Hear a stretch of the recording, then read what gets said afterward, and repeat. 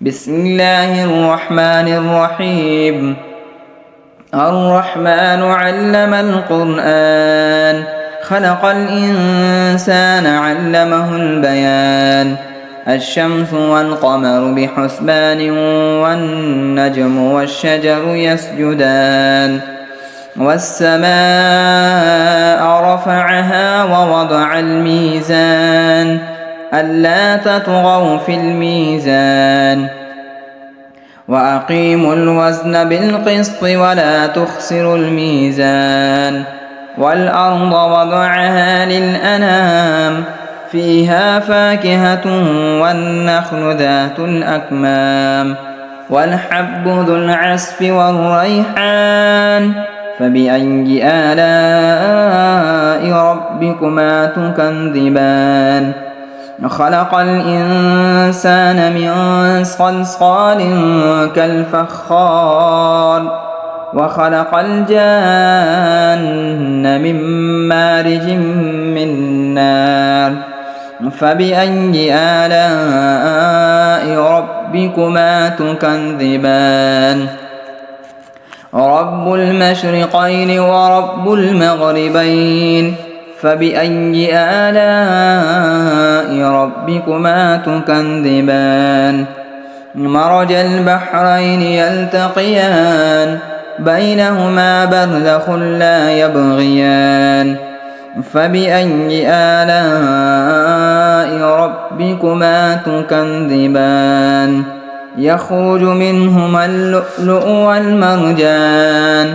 فبأي آلاء ربكما تكذبان؟ وله الجوار المنشآت في البحر كالأعلام. فبأي آلاء ربكما تكذبان؟ كل من عليها فان، ويبقى وجه ربك ذو الجلال والإكرام. فبأي آلاء ربكما تكذبان؟ يسأله من في السماوات والأرض، كل يوم هو في شأن. فبأي آلاء ربكما تكذبان؟ سنفرغ لكم أيها الثقلان. فبأي آلاء ربكما تكذبان؟ يا معشر الجن والإنس إن استطعتم أن تنفذوا من أقطار السماوات والأرض فانفذوا، لا تنفذون إلا بسلطان. فبأي آلاء ربكما تكذبان؟ يرسل عليكما شؤاذ من نار ونحاس فلا تنتصران. فبأي آلاء ربكما تكذبان؟ يا معشر الجن، فإذا انشقت السماء فكانت وردة كالدهان. فبأي آلاء ربكما تكذبان؟ فيومئذ لا يسأل عن ذنبه إنس ولا جان. فبأي آلاء ربكما تكذبان؟ يعرف المجرمون بسيماهم، فيؤخذ بالنواصي والأقدام. فبأي آلاء ربكما تكذبان؟ هذه جهنم التي يكذب بها المجرمون، يطوفون بينها وبين حميم آن. فبأي آلاء ربكما تكذبان؟ ولمن خاف مقام ربه جنتان. فبأي آلاء ربكما تكذبان ذواتا أفنان فبأي آلاء ربكما تكذبان فيهما عينان تجريان فبأي آلاء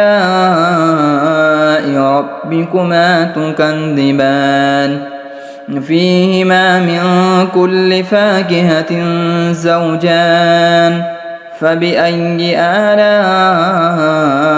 ربكما تكذبان متكئين على فرش بطائنها من استبرق وجنى الجنتين دان فبأي آلاء ربكما تكذبان فيهن قاصرات الطرف لم يطمثهن إنس قبلهم ولا جان فبأي آلاء ربكما تكذبان كأنهن الياقوت والمرجان فبأي آلاء ربكما تكذبان هل جزاء الإحسان إلا الإحسان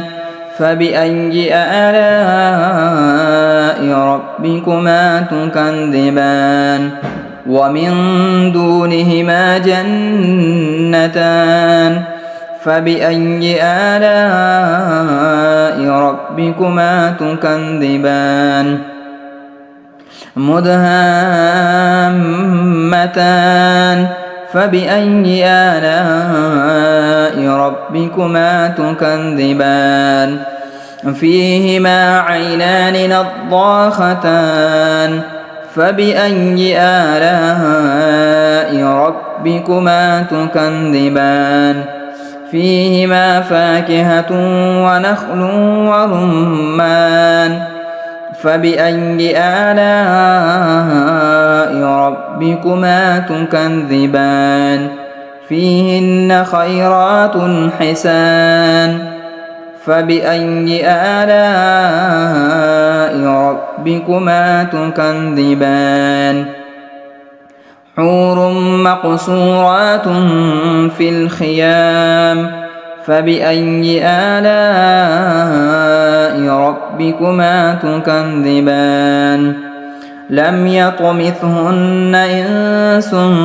قبلهم ولا جان فبأي آلاء ربكما تكذبان متكئين على رفرف خضر وعبقري حسان فبأي آلاء ربكما تكذبان تبارك اسم ربك ذي الجلال والإكرام